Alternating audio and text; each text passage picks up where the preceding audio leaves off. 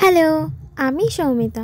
প্রথমেই ক্ষমা চেয়ে নিচ্ছি যদি আপনাদের কাছে এই ভিডিওটা খুবই খারাপ লেগে থাকে। আসলে সেদিন সকালে রেডি হয়েছিলাম কম্পিউটারে যাওয়ার জন্য, কিন্তু সেদিন আমাকে হসপিটালে যেতে হয়েছিল, কারণ আমার দাদার ছেলের জ্বর হওয়ায় ওকে হসপিটালে ভর্তি করা হয়েছে। তো আমরা গেছিলাম সকালবেলা দেখতে ওকে। ভেবেছিলাম একটু টেনশন নিয়ে গেছিলাম, কিন্তু গিয়ে দেখি ও এইরকমটা লাফাচ্ছে, দাপাচ্ছে, খেলছে, আর জানো কী করছে, সব পেশেন্ট মানে যেই বাচ্চাগুলো ছিল সবাইকেও জ্বালাচ্ছে। হ্যাঁ, আমরা যখন বেরিয়ে গেছি মাঝ রাস্তায় শুনি যে ওর শরীর খারাপ, পুরোটাই অনেকটাই ঠিক হয়ে গেছে, আজকেই ওকে ছুটি দেওয়া হবে।